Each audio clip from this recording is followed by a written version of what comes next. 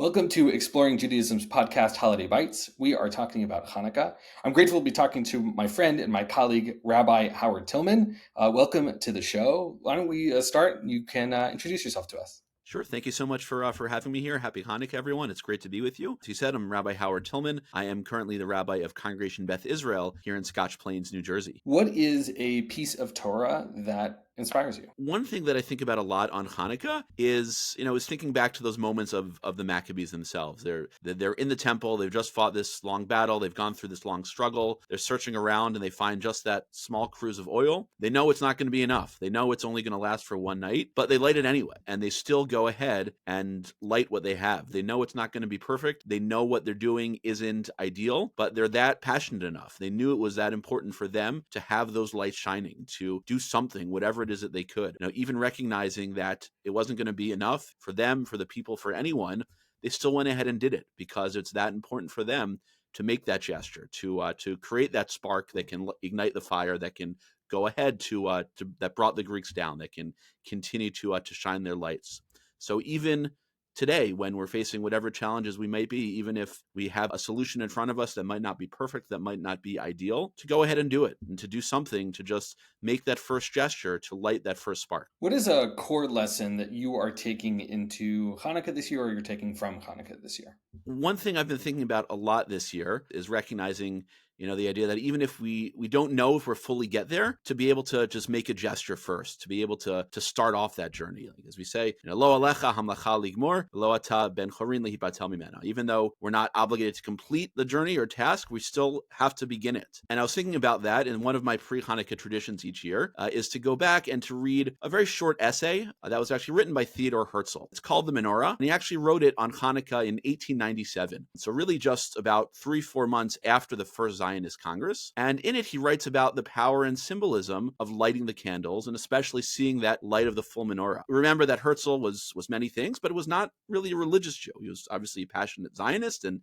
but we don't really look at to him as that religious leader for us. But here he is writing about the power of celebrating Hanukkah and lighting the candles. It's, as I said, it's short. You should read it on your own. But just the conclusion, I think, is really important. So as he writes, for our friend, the occasion became a parable for the awakening of a whole nation. First, one candle. It is still dark, and the solitary light looks gloomy. Then it finds a companion, then another, and yet another. The darkness must retreat. The young and the poor are the first to see the light, and then the others join in. All those who love justice, truth, liberty, progress, humanity, and beauty. When all the candles are ablaze, everyone must stop in amazement and rejoice at what has been wrought. That's such a beautiful image, and we know that there's always something special about seeing the candles lit, particularly on that last night when all the lights are there. But to use that as the symbolism here for really all the people coming together and people of all sorts and of just doing something. If each of us lights that one candle, then all of a sudden the whole menorah in front of us is lit. Then we have 8 candles that are there. We have the shamash, the additional one that helps each of us light the others. And I think particularly now that's a really special and important lesson for us all to remember the power we have as an individual and realizing that we're not individuals, is that we make that one gesture on our own, but together with everyone else doing the same thing, we have such power, we have such light to share, which I hope is a message that we can all really internalize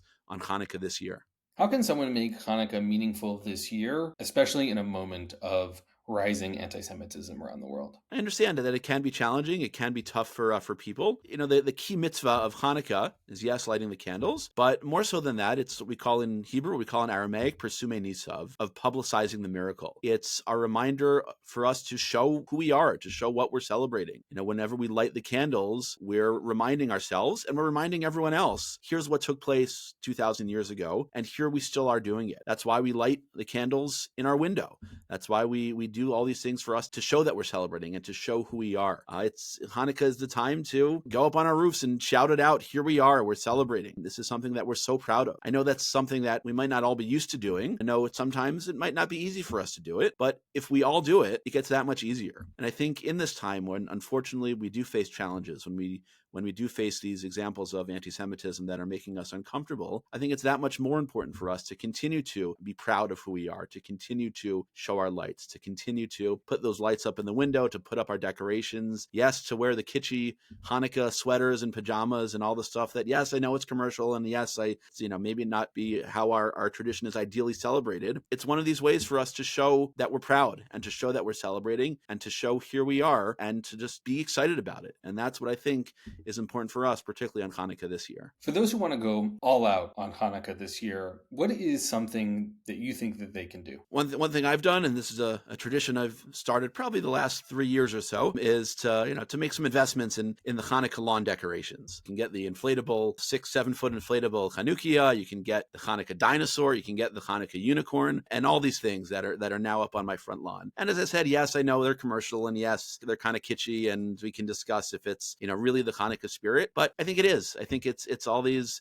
gestures of publicizing that it's Hanukkah, publicizing that we are still a thriving and growing Jewish community who are fortunate and who are proud of who we are. It's something that my family loves to do. Certainly my kids love it when we go and inflate those decorations for the first time. It's something that, at least in my neighborhood, people walk by and make all kinds of great comments seeing these things. It makes me feel like Tim the Toolman Taylor for at least a week out of the year, which is not something I get to say often, but to try to go all out with these decorations is something that I really get into and is, I think, an important part of our celebration. I love it. What is something about Hanukkah that you wish people would know? It's very easy for us to say, yes, it's just about presents, and it's just about shining a light in darkness, about all these moments of pride. And I think it's all of that. Here we have this one holiday that's 8 days long, but it lets us celebrate in so many different ways. It lets us gather together with family and friends. It lets us celebrate some of the ritual and religious aspects of our tradition with additions to our prayer service, saying Hallel, including Al Hanisim. It has that ritual at home of lighting the candles, but really just that philosophical mindset behind it of here we are and we're continuing to celebrate. So to have this one holiday that really brings in religious aspects, that really brings in aspects of a people, that really brings in aspects of a culture, that brings in aspects of our family celebrations. So to have all of that in one holiday is really something special. And it is something that I hope we can all embrace in